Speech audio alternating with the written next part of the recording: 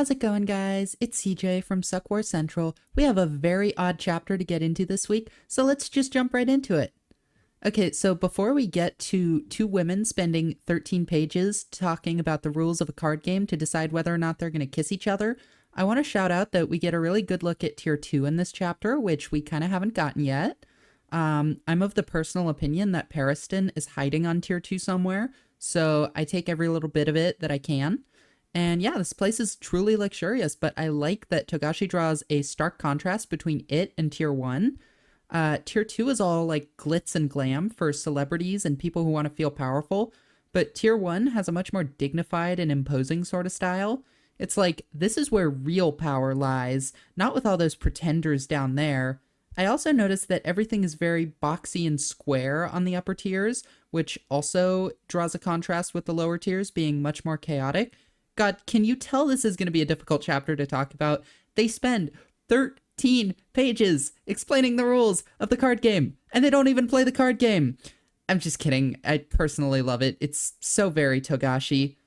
So anyway, we've got Terror Sandwich's soldiers shouting out that Volkson is missing, or Borkson, depending on the translation. Okay, so just a quick tangent on her name. In Japanese, there are katakana for B sounds and for V sounds. However, due to all sorts of factors, lots of people just use the B sound katakana for words that have V sounds in them, and Togashi is one of those people. Therefore, when a B sound symbol appears in Hunter x Hunter, it's up to the translator's discretion whether it should be translated with a B or a V. Sometimes this is obvious, like the word violin, but with names it becomes less obvious. So translators have to decide whether to use an L or an R also when they see R sound katakana, so it's a similar case. And that's why some translators call him Krollo and some call him Kuroro. Because of this, I've decided that Volkson sounds better than Borkson, and I personally think it's an equally correct translation, so I will call her Volkson until the end of time, or until Togashi, or someone shows me that Togashi is making a specific reference to somebody or something called Borkson, in which case I will probably change, but for now, it's Volkson. Anyway, yeah, Volkson is missing, and the soldiers pretty quickly come to the correct solution. As usual, Odishin seems to be the smartest one, and I have to say, I'm really starting to like these guys. They have a delightful attitude, but I think they're all doomed. Since none of them are Nen users, they're all screwed if they try to get Volkson back from the Hail Lee, and their other mission of saving Terror Sandwich from himself is just that's not gonna work. That dude is insane. So all I can say is I hope their deaths are quick and painless. Yeah, so then we see Volkson waking up in Morena's hideout, and that means we've learned a little about Sodom's ability, because Volkson doesn't remember going there. So one, Sodom can create short-term memory revisions in his targets, which is common of solicitation type manipulation, but could also indicate coercive type. Two, the effect can linger even after he leaves his target because he's not in the room when Volkson comes to. Since we have it objectively confirmed that Sodom is a manipulator, I'm gonna say he probably leans into a mission and has a coercive manipulation ability that he voluntarily released Volkson from. Now, this suggests something interesting. Manipulating Volkson is not enough for what the Hailey want from her. Of course, it's possible that the card game she's playing with Morena is like a different kind of manipulation ability, but to that I ask, why? Why would Morena release Volkson from one type of manipulation ability only to put her into another one? It kind of doesn't make sense. All I could think of is that maybe Sodom's ability is limited to specific actions, since it's described as a kidnapping ability. However, that doesn't really make sense either. So yeah, let's get into the conversation. Now, it's worth noting that everything Morena says is suspect, but I genuinely don't think she's lying here. Specifically, she says Volkson is kind of like a matching organ donor. Given that they used Dogman's sniffing ability to find her, I believe this means that whatever Volkson's Nen affinity is will allow her to do what the Hail Lee need her to do. Plus, she's also Terror Sandwich's soldier, which is another point that they need. My first thought is that Volkson is going to be some kind of unique specialist, but I doubt that's the case, actually. Specialists are too unpredictable for them to be like the thing that Morena was searching for.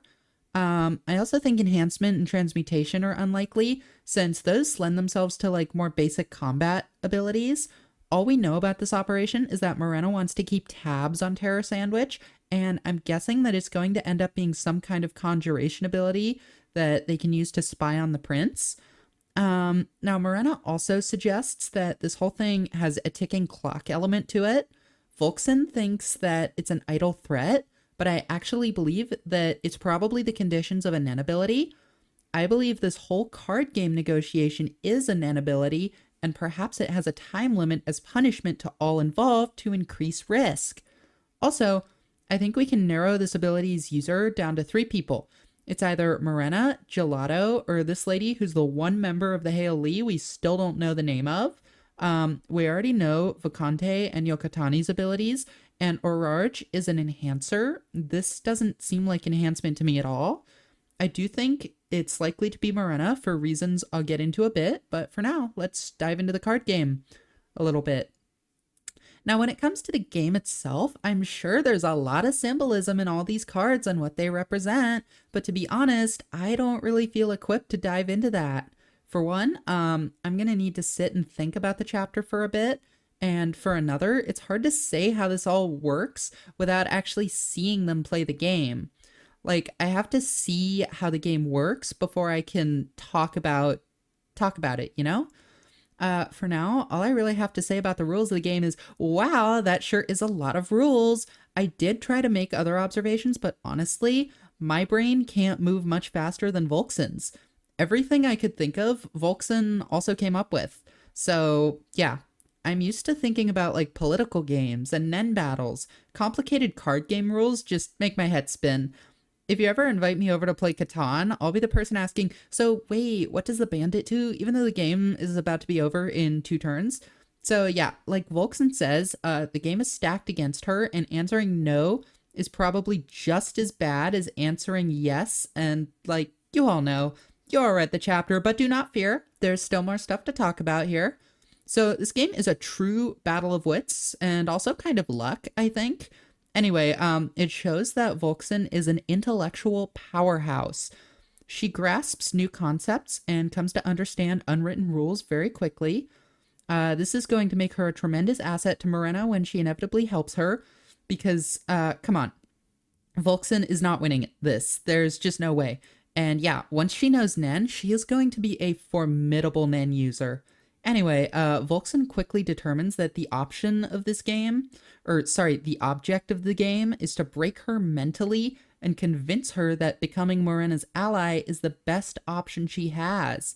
And that right there, my friends, is why I don't think this card game ability is designed to directly manipulate Volkson. If it was, there wouldn't be a need to go to all this trouble. I think this ability is something far more sinister. It's either a contract-based manipulation ability or it's specialization.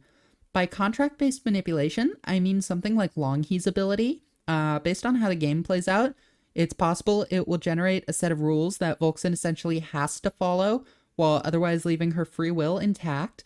But the much scarier option is that it's specialization. You see, Morena is almost certainly a specialist because she created Contagion, and anything that gives or takes abilities to or from other people seems to be specialization. And Morena also probably has a second ability that she gained from reaching level 20, which would then also be a specialist one. So my point is this, what if this card game is a psychometric Hatsu ability like Pakunoda's? Maybe instead of sifting through people's minds, it actually changes who they are and how they think depending on how the card game goes. Morena stresses that Volkson will need to be completely resolved and take full responsibility for her decision if it's yes or no, and Volkson accepted, which sounds like a condition for an ability if I've ever heard one. So this could mean that once Volkson is forced or coerced into picking the yes option, her mind could literally be rewritten into that of Morena's ally. Considering just how sinister and hot Morena is, I'm almost positive this is the right option. She plans on brainwashing Volkson into becoming part of her family of nihilistic world enders and then using her to help deal with Terror Sandwich. The one positive in all this is that this could be really helpful for Theta and Salkov. Of course, you never really want to be working with Morena if you can avoid it, but she is trying to kill Terra Sandwich, and these two traitorous bodyguards need all the damn help they can get, because they're screwed otherwise. Something else I want to call attention to before we wrap this chapter review up is what Togashi is not showing us. Now, initially, I believed that Halkenberg's funeral was going to be the flashpoint of this arc, but it seems to have gone off without a hitch, and Volkson was abducted without a fight. So yeah, I may have been wrong, but I also may have been right. This room that Volkson's playing this game in is very confining, and I mean narratively as well as physically. We have 13 pages of card games explanation, and the game hasn't even started yet. Anything could be going on while all this is happening. This could very well be a Hunter exam final test type of scenario. Yeah, remember how at the end of the Hunter exam, after Gon's match, it skipped straight to the end, and Gon found out that the one who failed was Killua, and then we got to see how everything happens? Yeah, that's kind of what I'm thinking might happen at the end of this card game. It's also possible I was wrong about Morena's ticking clock thing being part of this card game ability. It could also be about how all sorts of chaos is going on around the Black Whale that could have immediate ramifications. Or maybe the chaos will start when Halkenberg's coffin reaches tier 1 and the princes and king make some kind of funeral remarks. Or, well, I could be all wrong about this. I was thinking the Succession War was about to reach its climax, but that could be wrong. With just how many moving parts this arc has, I could totally see it having another 40 chapters of setup before the climax begins, and personally, I don't mind that. This is shaping up to be my favorite arc of Hunter x Hunter, and I'm willing to wait as long as it takes. With that being said, I hope you enjoyed this dive into the official Useless Lesbians chapter of Hunter x Hunter, and that you'll join me next week as well.